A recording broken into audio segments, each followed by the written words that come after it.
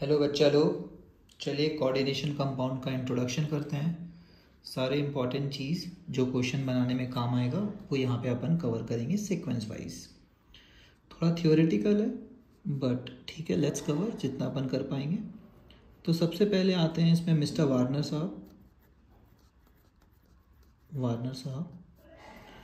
तो वार्नर साहब दुनिया को बताते हैं कि भाई कोऑर्डिनेशन कंपाउंड में एक प्राइमरी वैलेंसी होता है और एक सेकेंडरी वैलेंसी होता है।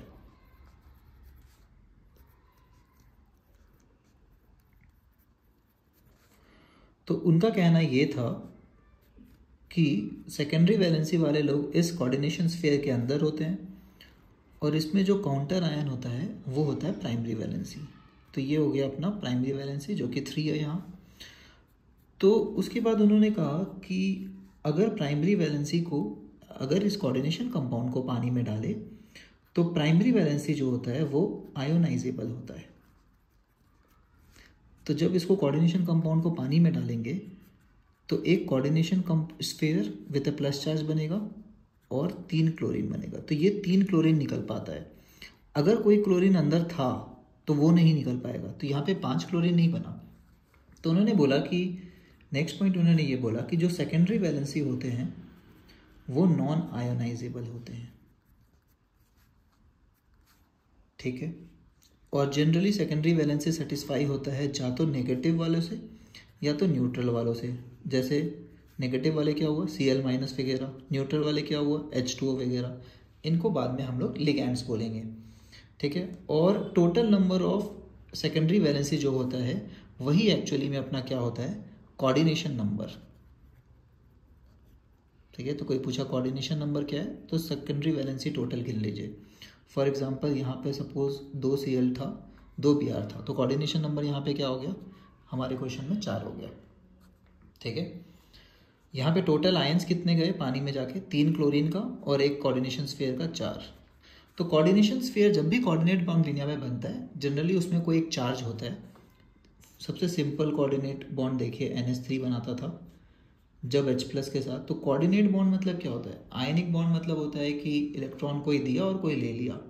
कोवेलेंट बॉन्ड होता था कि एक एक इलेक्ट्रॉन दोनों दो और एक बॉन्ड बना लो। कोऑर्डिनेट होता कोवेलेंट की तरह ही है, लेकिन इतना तगड़ा कोऑर्डिनेशन है कि वो जो बॉन्ड बनाना फोर्थ वाला, उसके दोनों इलेक्ट्रॉन एक ही एटम ने दिए हैं। अभी तक दोनों एक एक देते थे, अब दोनों एक ही एटम देता है। इसलिए बहुत बार इसको इस साइन से हम लोग दिखाते थे कि NH3 ऐसे करके कोऑर्डिनेट बॉन्ड बनाता है। अब क्योंकि एक चार्ज पहले से था प्लस, तो NH4 के ऊपर एक प्लस चार्ज आता है। तो आप देखे होंगे NH4+ लिखा होता है, इसलिए उसको एक काउंटर आयन चाहिए होता है क्लोरीन, और दुनिया में वो NH4Cl की तरह घूम रहा होता है, ठीक है। तो इस पर प्लस चार्ज होता है और ये ऐसे। तो हम लोग इसको बिना ब्रैकेट के लिखते थे आज तक, क्योंकि हम लोग को ब्रैकेट का मतलब पता नहीं था, ठीक है। तो कोऑर्डिनेट कंपाउंड्स को जनरली अपन ब्रैकेट में डाल देते हैं कि भाई ये वाले चारों बॉन्ड नहीं टूट सकते हैं क्योंकि वो कोवेलेंट है। अब कोवेलेंट बॉन्ड तो पानी में जाके नहीं टूटता है, ठीक है। तो अंदर वाला आयोनाइजेबल नहीं होता है। बट ये वाला जो काउंटर आयन यूज हुआ है ये तो आयनिक बॉन्ड की तरह लग रहा है ना। तो इस कोऑर्डिनेट बॉन्ड में आयनिक बॉन्ड भी है और कोऑर्डिनेट बॉन्ड भी है, ठीक है। और कोऑर्डिनेट बॉन्ड को वैसे बोलते हैं कि एक बार बन गया उसके बाद वो कोवेलेंट बॉन्ड की तरह ही होता है। फोर्थ, एक और बात वार्नर साहब बोल रहे थे कि इन सारे लोगों का ना एक शेप होता है जिसको बाद में जाके हम लोग पॉलीहेड्रॉन बोलेंगे।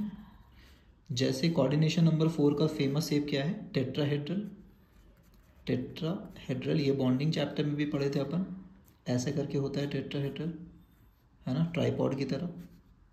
और कोऑर्डिनेशन नंबर 6 का ऑक्टाहेड्रल शेप होता है। तो ऑक्टाहेड्रल क्या होता है, मेटल सेंटर पे है, 4 बॉन्ड एक स्क्वायर वाले डायगोनल की तरह, और एक 3D में ऊपर और एक 3D में नीचे, टोटल 6 बॉन्ड।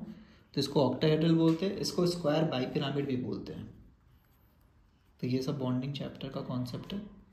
तो स्क्वायर बाइपिरामिड भी बोलेगा तो कंफ्यूज नहीं होना है, दोनों एक ही नाम है, ठीक है, ओके। तो ये रहा मिस्टर वार्नर के बारे में। उसके बाद कुछ टर्म्स अपने को सिखाए गए, टर्म्स। उस टर्म्स में जैसे coordination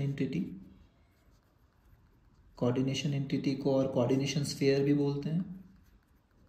entity is also called coordination sphere. तो ये क्या होता है, जो स्क्वायर ब्रैकेट में सारे लोग हैं उसी को कोऑर्डिनेशन एंटिटी स्फीयर बोलते हैं, क्योंकि जो बाहर था वो तो काउंटर आयन था, वो तो आयनिक बॉन्ड की तरह था। ठीक है, तो यही वाला कोऑर्डिनेट बॉन्ड वाला सारा स्फीयर है। उसके बाद हम लोग को पढ़ाया जाता है लिगैंड के बारे में, और लिगैंड के साथ होते हैं जो है उसको बोला जाता है सेंट्रल एटम, जो जनरली मेटल होता है। फॉर एग्जांपल ऊपर में एम साइन दिखा रहे थे अपन, तो जैसे क्रोमियम के साथ 2 क्लोरीन है, 2 Br है, एक कंपाउंड उसका बना हुआ है कोऑर्डिनेशन, तो यहाँ पे सेंट्रल एटम कौन हो गया? क्रोमियम। और Cl और Br क्या है? लिगैंड्स, तो इनको बोलते हैं लिगैंड्स। फिर लिगैंड्स के टाइप भी होते हैं। क्या एक ही एटम डोनर एटम है? तो हम लोग देखें कोऑर्डिनेशन बॉन्ड में डोनर चाहिए होता है कोई जिसके पास लोन पेयर हो। तो अगर एक ही डोनर है, मतलब एक ही लोन पेयर दे सकता है, तो उसको बोलते हैं यूनिडेंटेट। एग्जाम्पल NH3, इसमें देखिए ये डोनर है पानी, तो ये लो यू न्यूट्रल वाला हुआ, ये न्यूट्रल लिगैंड्स भी बोला जाता है। वैसे चार्ज वाले भी हो सकते हैं, Cn-, क्लोरीन के ऊपर माइनस, तो ये लोन पेयर डोनर्स होते हैं। डोनर्स सारे हैलोजेंस है ना। वैसे ही होते हैं डाइडेंटेट, जो कम से कम 2 लोन पेयर दे सकते हैं, मतलब 2 कोऑर्डिनेट बॉन्ड बना सकते हैं। तो इथेन 1,2, इथेन 2 कार्बन वाला एक चेन, 1 पे और 2 पे डाइअमीन। ठीक है, तो इसको बोला जाता है इथेन 1,2 डाइअमीन। शॉर्टकट में इसको आगे से हम लोग लिखेंगे EN। ठीक है, डाइडेंटेट में एक और याद होना चाहिए, C2O4, इसको ऑक्जेलेट बोलते हैं, है ना। ये ऑक्जेलिक एसिड से 2 H निकाल दीजिए तो बनता है, तो COH में H+H+ गया, तो CO-, तो 2 माइनस, C2O4 बच गया। तो इसको बोलते हैं ऑक्जेलिक एसिड से बना हुआ अनायन, ऑक्जेलेट। वैसे ही हम लोग एक पढ़ते हैं, एक हम लोग को जानना होता है पॉली में। पॉली में अपने को जो है हेक्सा वाला पढ़ाया गया है, EDTA का फुल फॉर्म होता था इथेन, ठीक है, इथेन डायमीन टेट्रा एसीटेट, 2 बार अमीन है, और टेट्रा क्या है? Acetate group. एसीटेट ग्रुप क्या होता है? COO, 2 कार्बन वाला COO-। तो देखिए नाइट्रोजन कार्बन इथेन हो गया, एक और नाइट्रोजन, इस नाइट्रोजन में टेट्रा एसीटेट है, COO-। एसीटेट है तो 2 कार्बन वाला होगा, CH2 COO-, CH2 इसको EDTA शॉर्टकट में लिखा होगा। इसका डेंसिटी कितना होता है? 6। ठीक है, तो सिमिलरली कोऑर्डिनेशन नंबर का कॉन्सेप्ट है। तो अपने से पूछा गया, मान लेते हैं MCl2Br2, इसका कोऑर्डिनेशन नंबर कितना है? तो अपन बोलेंगे 4। फिर पूछा गया MCl2En2, इसका कोऑर्डिनेशन नंबर कितना है? तो अपन बोलेंगे 6, क्योंकि इसमें इसका डेंसिटी कितना था? 2, है ना। ये 2 बॉन्ड्स बनाता है एक EN, तो total 2 EN, 4 bond plus 2 bond, 6 bond. ठीक है, तो ये डेंसिटी ध्यान रखना है अगर कोऑर्डिनेशन नंबर काउंट करना है तो। ठीक है, वैसे ही एक चीज़ यहाँ पे एक और है जिसको हम लोग बोलते हैं ऑक्सीडेशन नंबर। तो ऑक्सीडेशन नंबर अपने को सेंट्रल मेटल एटम का चाहिए होता है। फॉर एग्जांपल इसमें कोई पूछा ऑक्सीडेशन नंबर कितना है, और मान लीजिए कोऑर्डिनेशन स्फीयर का चार्ज 0 है, तो RHS में 0 लिख दीजिए, इसको X। क्लोरीन का अपने को पता है -1 चार्ज होता है, तो 2 क्लोरीन बोल के 2 times of -1। Similarly 2 bromine 2 times of -1, तो ये क्या आ रहा है कैलकुलेशन? X -4 = 0, X = 4। ठीक है, तो ऐसे ही कैलकुलेट करना है। कोऑर्डिनेशन स्फीयर का आपको टोटल चार्ज पता होना चाहिए। कंफ्यूज कब होते हैं? जब ऐसा दिया हो। ठीक है, तो इसमें कोऑर्डिनेशन स्फीयर का चार्ज क्या होगा? ये वाला तो आयनिक बॉन्ड होता है, और आयनिक में याद है वैलेंसी क्रॉस होता था। ये प्लस वाला है, टोटल 4 पोटेशियम है, मतलब 4+ है, तो ये कोऑर्डिनेशन स्फीयर क्या रहा होगा? 4-। तो ये सब्सक्रिप्ट को आप उधर ले जा सकते हैं। तो X और ये टोटल -4 आ रहा था, इक्वल टू इस बार -4। इस बार क्या आएगा? मेटल का ऑक्सीडेशन स्टेट 0। ठीक है, तो इसको बोलते हैं oxidation state of central metal atom. Last term अपने में है होमोलेप्टिक वर्सेस हेट्रोलेप्टिक। होमो मतलब क्या होता है? सेम। तो अगर एक ही तरह का लिगैंड हो तो होमोलेप्टिक बोलते हैं, 1 type of ligand. For example यहाँ पे सिर्फ अमोनिया एक लिगैंड है, तो हेट्रो क्या होगा, हेट्रोलिप्टिक। एक से ज़्यादा जैसे ये वाला बना रहे थे तो ये हेट्रोलिप्टिक है, इसमें ब्रोमीन भी है, क्लोरीन भी है, लिगैंड्स एक से ज़्यादा। तो होमो और हेट्रो वर्ड क्लियर है, तो ये पता होता है। फिर है नॉमेनक्लेचर। तो नॉमेनक्लेचर का ज़्यादा बढ़िया प्रैक्टिस करके ही समझ आएगा, ठीक है। तो एज़ यूजुअल पहला रूल इसमें भी वही है कि पहले कटायन फिर अनायन का नाम लिखेंगे। तो दुनिया में ऐसे ही चलता था। NaCl को क्या लिखते थे, क्लोरीन सोडियम थोड़ी लिखते थे, क्या लिखते हैं, सोडियम क्लोराइड। तो सबसे पहले कटायन का ही नाम आता है दुनिया में, तो इसमें कोई नया बात नहीं है। फिर बोला अगर स्फीयर में एक से ज़्यादा लिगैंड होगा जैसे ये, तो अल्फ़ाबेटिकल ऑर्डर में लिगैंड का नाम लिखाएगा। क्लोरो और ब्रोमो में पहले कौन आता है, क्लोरो, ठीक है। अब बोला कि अगर दो है या दो से ज़्यादा है जैसे यहाँ पे, तो मोर देन वन लिगैंड है, वन क्वांटिटी ऑफ लिगैंड है, क्वांटिटी ऑफ एल, तो यहाँ पे क्या लगाएंगे, यहाँ पे 2 क्लोरो है तो यहाँ पे डाई क्लोरो लिखते हैं, 3 रहता तो ट्राई लिखते हैं, 4 रहता तो टेट्रा, एक में मोनो भी लिख सकते हैं। लेकिन इसमें गड़बड़ कब हो जाता है, जब ऐसा लिगैंड है जिसके नाम में ही डाई ट्राई है। फॉर एग्जांपल EN, इसका नाम क्या था, इथेन 1,2 डाइअमीन। अगर 2 बार EN रहा तो इसका नाम क्या लिखेंगे, इसमें तो पहले से डाई है, तो बोला जाता है उस केस में आप बिस उस यूज़ करेंगे, है ना। तो ये नाम लिख दिया पूरा, उसके पहले ब्रैकेट लगा देंगे और ब्रैकेट में बिस, पैरेंथेसिस के पहले बिस बोलेंगे। 3 रहता तो ट्रिस बोलते और टेट्राकेस। ये वाले वर्ड्स किसके लिए चलते हैं, सिर्फ कॉम्प्लेक्स लिगेंड के लिए। कॉम्प्लेक्स लिगेंड किसको बोलते हैं, जिसके नाम में ही पहले से डाई ट्राई था, है ना। तो EDTA EN ऐसे वाले इस कैटेगरी में आते हैं, ठीक है। उसके बाद बोलता है कि ऑक्सीडेशन नंबर जो होगा मेटल का वो रोमन में लिखेंगे, ठीक है, वो कॉमन बात है ही। तो एक एग्जाम्पल कर लेते हैं, एक अच्छा वाला एग्जाम्पल आपको हर बार लिखना चाहिए। तो इसमें देखेंगे तो 2 कोऑर्डिनेशन स्फीयर है, बाकी आपको प्रैक्टिस मिल जाएगा, है ना। क्वेश्चन बहुत सारे किए हुए हैं यहाँ पर। तो Ag हमेशा +1 चार्ज होता है, तो ये +1 ही रहा होगा क्योंकि अमोनिया 0 होता है। Cn का -1 चार्ज होता है और Ag+1 ये -2, तो टोटल मिला के क्या चार्ज आया, -1। तो ये अनायनिक कोऑर्डिनेशन स्फीयर है और ये कटायनिक है। इसका जब नाम लिखेंगे तो लिखते हैं 2 बार अमोनिया का डाइअमीन, है ना। मेटल को एज इट इज़ ही लिखते हैं अगर वो कटायन है तो इसको लिखेंगे सिल्वर और ब्रैकेट में इसका ऑक्सीडेशन स्टेट।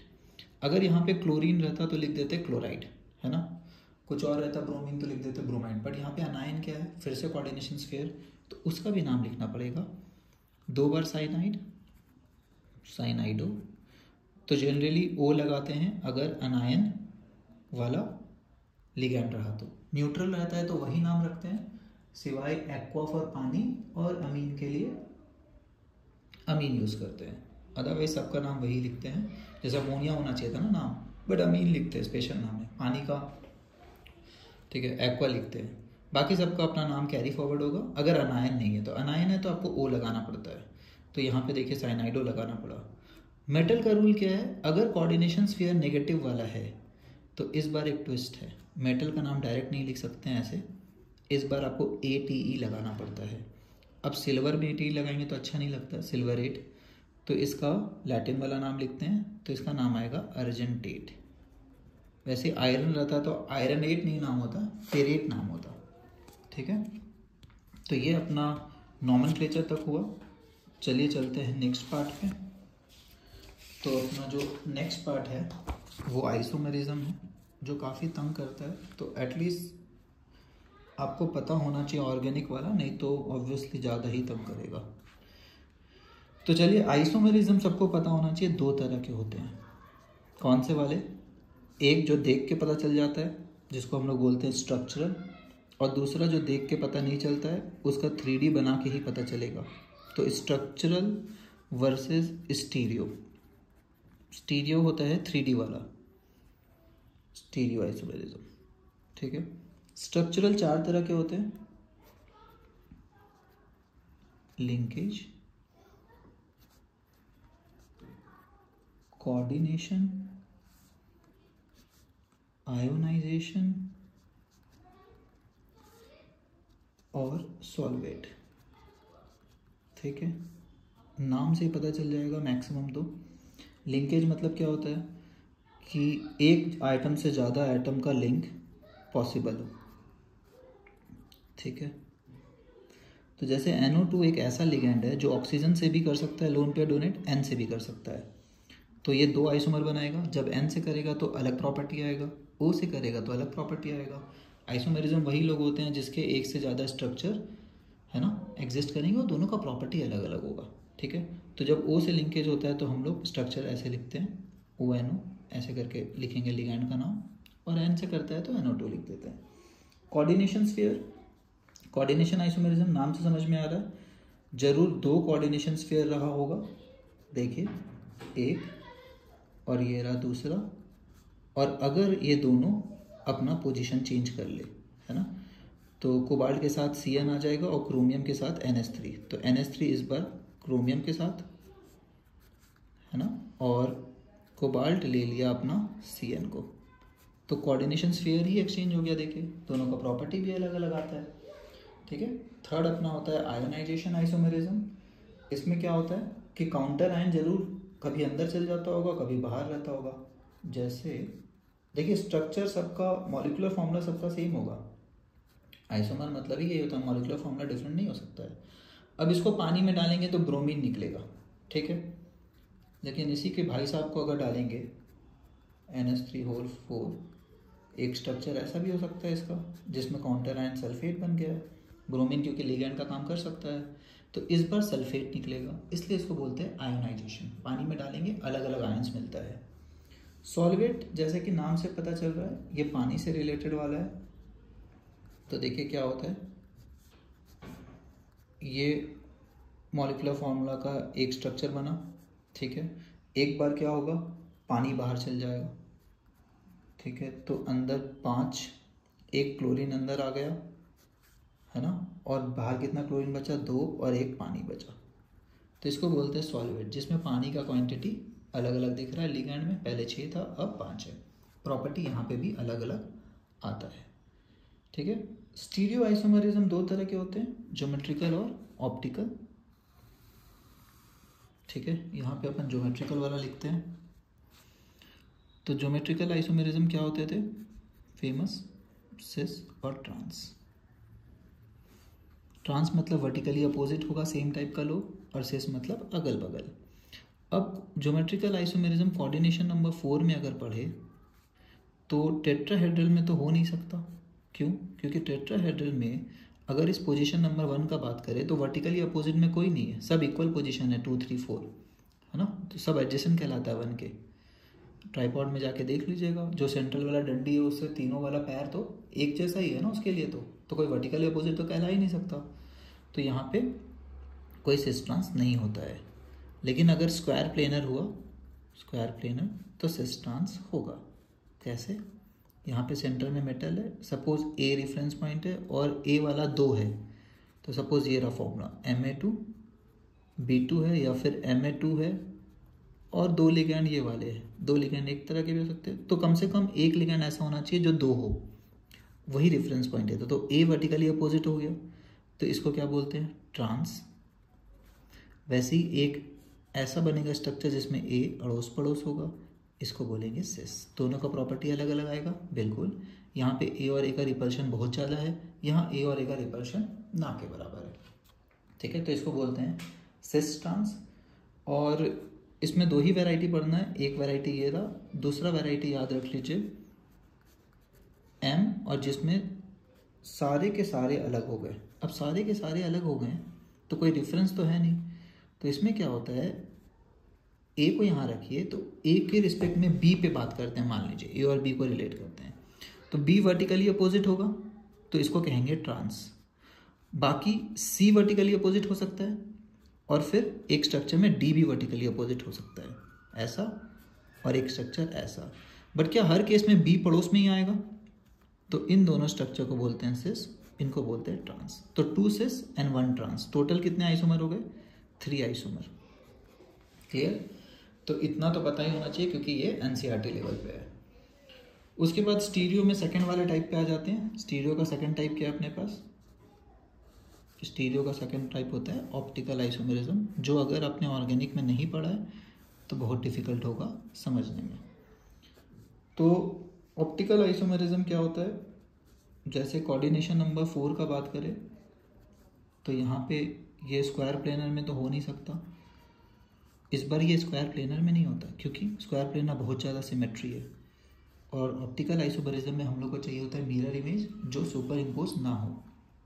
तो ये टेट्राहेड्रल में हो सकता है, लेकिन सिर्फ एक केस में, जिसमें चारों का चारों लिगेंड अलग हो। तो ये ऑर्गेनिक में भी हम लोग पढ़ते थे, एक कार्बन में 4 अलग अलग लोग हो तभी वो दिखाता है ऑप्टिकल आइसोमेरिज्म, नहीं तो नहीं दिखाएगा।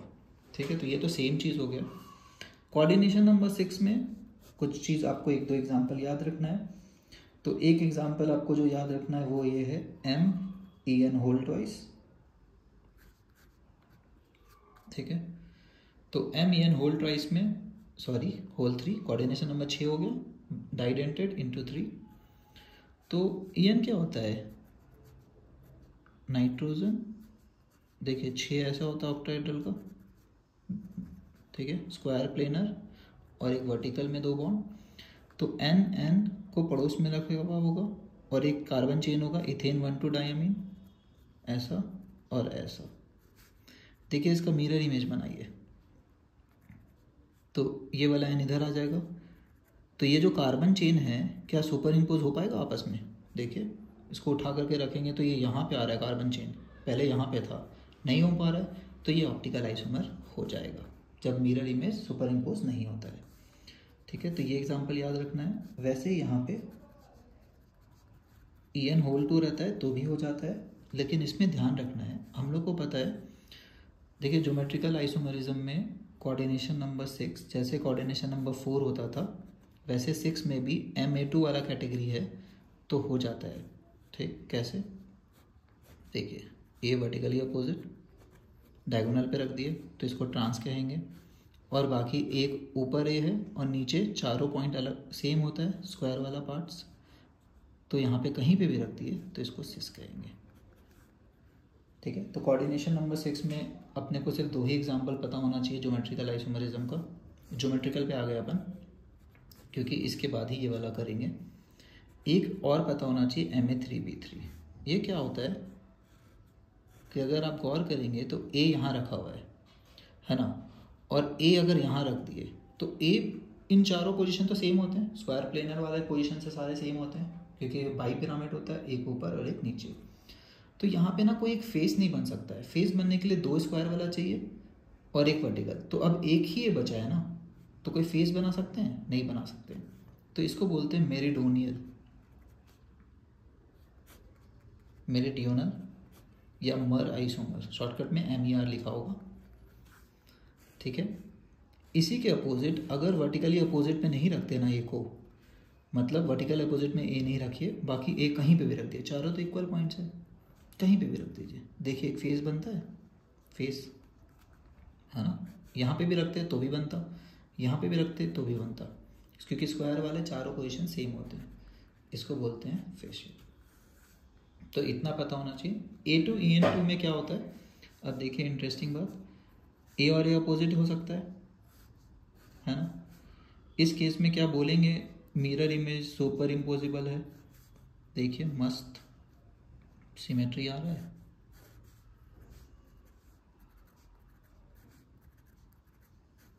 उसको उठा करके ऐसे रखिए, सुपर इम्पोजिबल है, एकदम आराम से है। तो बोला जाता है ट्रांस वाला ऑप्टिकल आइसोमेरिज्म नहीं करता है सो। लेकिन अगर इसका आप सिस स्ट्रक्चर बनाएंगे, सिस क्या होता है?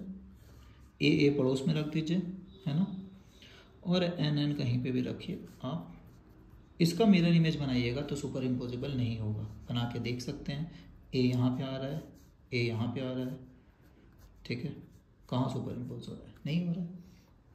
तो ये ऑप्टिकल आइसोमेरिज्म शो करता है। ठीक है, तो सिस शो करता है, ट्रांस शो नहीं करता है। इससे ज़्यादा अपने को नहीं पता होना चाहिए NCERT लेवल पे। बाकी जो PYQs होते हैं NEET JEE के, उसमें हम लोग कवर करते रहेंगे जहाँ पे भी जो भी होता है। चलिए करते हैं लास्ट टॉपिक इस वाले सीरीज़ का, जो कि है VBT से रिलेटेड।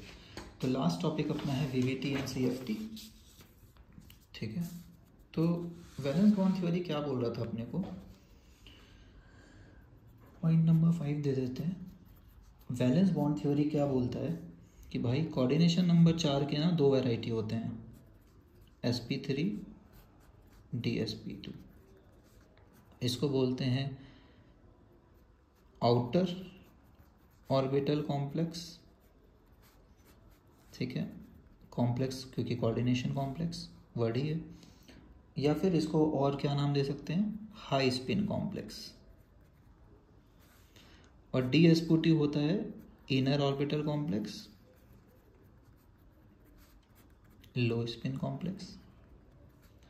ठीक है, वैसे ही कोऑर्डिनेशन नंबर 6 के 2 वैरायटीज है, एक sp3d2 और एक d2sp3। फिर से वही नाम, sp3d2 को हम लोग आउटर ऑर्बिटल कॉम्प्लेक्स बोलते हैं और इसको हम लोग बोल सकते हैं इनर ऑर्बिटल कॉम्प्लेक्स। तो ये हाइब्रिडाइजेशन वगैरह सारा स्टोरी बताया वीबीटी ने। फिर वीबीटी ने बोला कि आप मुझे मैग्नेटिक प्रॉपर्टी दे दो तो मैं बता दूंगा दोनों में से क्या बनेगा। तो उन्होंने बोला जैसे कोऑर्डिनेशन नंबर 6 है और मान लेते हैं आयरन है, तो आयरन d6 होता है। तो उन्होंने बोला आयरन के पास 2 ऑप्शन होता है, एक नॉर्मल इलेक्ट्रॉनिक कॉन्फ़िगरेशन d6 वाला ऐसा, और एक ऐसा जिसमें सब पेयर्ड हो जाए, 2 खाली हो जाए। तो जब 2 खाली हो जाता है तो d2sp3 बनता है। इनर ऑर्बिटल यूज़ हुआ क्योंकि यहाँ कोई खाली नहीं है, तो आउटर वाला यूज़ होगा s और उसके आगे वाला लो, तो ये बनाएगा sp3d2। तो वैलेंस बॉन्ड थ्योरी ने बोला आप मुझे मैग्नेटिक प्रॉपर्टी बता दो तो मैं बता दूंगा कौन सा है। तो मैग्नेटिक प्रॉपर्टी में से क्या फ़ायदा हो रहा है, अगर इसका मैग्नेटिक मोमेंट आया है कुछ, मतलब अनपेयर्ड इलेक्ट्रॉन होंगे। मैग्नेटिक मोमेंट का अपने को फॉर्मूला पता है, √n/n+2। यहाँ पे अनपेयर्ड इलेक्ट्रॉन कितने हैं, 4। तो इस फॉर्मूला में ऐसे बैठाते हैं और आंसर आएगा 6 4 24 का अंडर रूट विच इज़ 4.9। तो कोई बता दिया मैग्नेटिक मोमेंट 4.9 है, तो हम लोग आंसर बता देंगे sp3d2 है वीबीटी के अनुसार। और कोई बोला मैग्नेटिक मोमेंट सर 0 है क्योंकि अनपेयर्ड इलेक्ट्रॉन तो है ही नहीं, तो n = 0 हो गया, तो हम लोग बोलेंगे d2sp3 है। ये वीबीटी सारा बात कर रहा था मैग्नेटिक मोमेंट से लेकर सब कुछ का, ठीक है। लेकिन फिर आया सीएफटी, उसने बोला ये मैग्नेटिक मोमेंट तो एक्सपेरिमेंट से पता चलेगा, ये कंपाउंड देख के तो पता चल नहीं रहा है। तो सीएफटी ने बताया, सीएफटी ने दुनिया को बोला कि मैं आपको बताता हूँ, आप लिगैंड देख के बता सकते हैं। और लिगैंड उन्होंने 2 तरह का बोला, स्ट्रॉन्ग फील्ड लिगैंड और वीक फील्ड लिगैंड। तो स्ट्रॉन्ग फील्ड लिगैंड में अपने को याद रखना है कुछ लिगैंड्स, जैसे सारे ऑर्गेनिक वाले, है ना। एग्जैक्ट ट्रेंड नहीं भी याद है तो आपको ऑर्गेनिक वाला याद रहना चाहिए कि ये सारे स्ट्रॉन्ग फील्ड होते हैं। वीक फील्ड में सारे हेलोजेंस, है ना। फिर पानी भी वीक फील्ड होता है, C2O4 भी वीक फील्ड होता है। तो इन्होंने बोला सीएफटी वालों ने कि पता है क्या होता है, स्ट्रॉन्ग फील्ड वाला लोग लिगैंड अगर आएगा ना तो डी को ना फर्दर 5 जो डी के होते हैं ऑर्बिटल, उसको 2 भाग में डिवाइड कर देगा। कुछ लोग ज़्यादा एनर्जी के हो जाएंगे और कुछ लोग कम एनर्जी के। तो अभी तक लगता था कि 5 का 5 ऑर्बिटल में सेम एनर्जी है, लेकिन एक्चुअल में अलग अलग हो जाएंगे। तो बोला क्योंकि लिगैंड एक्सिस के अराउंड आता है, तो डी ऑर्बिटल जो एक्सिस के अराउंड होते थे x2 y2 z2, इनका एनर्जी ज़्यादा हो जाएगा। कोई पूछा कितना ज़्यादा हो जाएगा, तो उन्होंने बोला कि 0.6 प्लस में। तो बोला नीचे वाले का कितना होगा, हर इलेक्ट्रॉन का अगर एनर्जी का बात करें तो 0.5। टोटल स्प्लिटिंग को उन्होंने बोला डेल्टा ऑक्टाहेड्रा वाला O, ठीक है। अब देखिए एनर्जी कंजर्वेशन ये बोलता है जितना एनर्जी पहले था उतना बाद में होना चाहिए। तो आप देख सकते हैं यहाँ टोटल 4 इलेक्ट्रॉन आ सकता है, तो 6 4 जा +2.4। यहाँ 6 इलेक्ट्रॉन आ सकता है, 6 4 जा -2.4, तो ये माइनस में है, ठीक है। तो टोटल बोला ये स्प्लिटिंग होता है। इसी से हम लोग CFSC भी निकाल सकते हैं, क्रिस्टल फील्ड स्प्लिटिंग एनर्जी, जो हम लोग क्वेश्चन सॉल्व कर रखे हैं काफ़ी सारे, ठीक है। तो उन्होंने बोला कि भाई अगर स्ट्रॉन्ग फील्ड होता है ना तो ये डेल्टा नॉट बहुत ज़्यादा होता है, इतना ज़्यादा होता है कि इलेक्ट्रॉन्स को इतना ऊपर छलांग तो मार नहीं पाएगा, तो वो सोचता है पेयरिंग कर लेते हैं। इसीलिए स्ट्रॉन्ग फील्ड में क्या प्रमोट होता है, पेयरिंग। और वीक फील्ड होता है तो स्प्लिटिंग बहुत ज़्यादा हो नहीं पाएगा क्योंकि वीक फील्ड्स को डिवाइड कर नहीं पाता है, तो उस केस में जनरली पेयरिंग नहीं हो पाता है, और पेयरिंग नहीं हो पाएगा तो वो बनाएगा आउटर ऑर्बिटल कॉम्प्लेक्स, पेयरिंग हो जाएगा तो इनर ऑर्बिटल कॉम्प्लेक्स। तो यही CFT ने अपना दलील दिया। लास्ट चीज़, एक और चीज़ CFT ने बताया कलर के बारे में। उन्होंने बोला कि अगर स्प्लिटिंग ज़्यादा है, जो कि स्ट्रॉन्ग फील्ड लिगेंड में होता है, तो अगर आपने लाइट मारा ना, तो लाइट का ज़्यादा एनर्जी वाला लोग यूज़ होगा इलेक्ट्रॉन को जंप कराने के लिए, क्योंकि छोटा वाला तो यूज़ हो नहीं सकता है, स्प्लिटिंग ज़्यादा है। तो स्प्लिटिंग ज़्यादा में मोर एनर्जी लाइट का एब्जॉर्व होगा, मोर एनर्जी वाले रेंज में एब्जॉर्व होगा। तो अगर विजिबल में बात करें तो कौन सा वाला एब्जॉर्व होगा? ब्लू वॉयलेट वाला लो। वैसे ही अगर वीक फील्ड रहा और आपने कॉम्प्लेक्स में इस कोऑर्डिनेशन एंटिटी में लाइट मारा, तो लेस एनर्जी में काम चल जाएगा इलेक्ट्रॉन्स का, है ना, क्योंकि स्प्लिटिंग ज़्यादा है नहीं, तो वो जंप कर जाएगा और वो रेड हो जाता है। ठीक है, तो ये ऑक्टाहेड्रल स्प्लिटिंग था। वैसे इन्होंने टेट्राहेड्रल स्प्लिटिंग भी बताया था कि टेट्राहेड्रल में उल्टा स्प्लिटिंग होता है, 2 वर्सेस 3 का हो जाता है। उसके लिए इन्होंने अलग लॉजिक दिया था कि 5 ऑर्बिटल 2 वर्सेस 3 में डिवाइड हो जाता है। इन 3 ऑर्बिटल को इन्होंने एक और नाम दिया था T2G, और इनको बोला था EG ऑर्बिटल्स। ठीक है, तो ये नॉमेनक्लेचर है। नॉमेनक्लेचर उतना क्वेश्चन के फॉर्म में नहीं पूछा जाता आपसे। ठीक है, लास्ट टॉपिक जो है वो है मेटल कार्बोनिल्स। इसको अलग इज्जत दिया गया है। होता क्या है, कार्बोनिल खुद में 3 बॉन्ड वाला होता है, तो भी ये अपना जो इलेक्ट्रॉन है वो दे पाता है मेटल को सिग्मा बनाने के लिए। और बोला जाता है इसमें एक पाई भी होता है। तो मेटल अपना d ऑर्बिटल का जो इलेक्ट्रॉन है वो यूज़ करता है क्या बनाने के लिए? पाई। और इसके स्टार ऑर्बिटल में, एंटी बॉन्डिंग ऑर्बिटल में देता है। तो ये बोला जाता है सिनर्जिक बॉन्ड है, कि ये भी बॉन्ड बना रहा है, वो भी बॉन्ड बना रहा है, तो बहुत तगड़ा बॉन्ड बनता है। जितना तगड़ा ये वाला बॉन्ड उतना वीक ये। तो ये अगर स्ट्रॉन्ग इधर वाला, तो इधर वाला वीक होते जाता है। ये बात बस ध्यान रखना है। ठीक है, और जनरली मेटल्स जो है ना ज़्यादा पॉजिटिव होते हैं तो डोनर्स अच्छे डोनेट कर पाते हैं। बट मेटल कार्बोनिल्स में हम लोग को मेटल जनरली देखा जाएगा लोअर ऑक्सीडेशन स्टेट में होते हैं। तो लोअर ऑक्सीडेशन स्टेट में कार्बोनिल्स ज़्यादा अच्छा बन पाता है। ठीक है, तो ये डिफरेंट है बाकी सारे कंपाउंड से। ओके, आई होप हम लोग काफ़ी सारा जस्टिफिकेशन कर दिए हैं। इतना काफ़ी है कोऑर्डिनेशन कंपाउंड के लिए। बाकी आप क्वेश्चन करिए और सीखते रहिए। ठीक है, चलिए, बाय एवरीवन।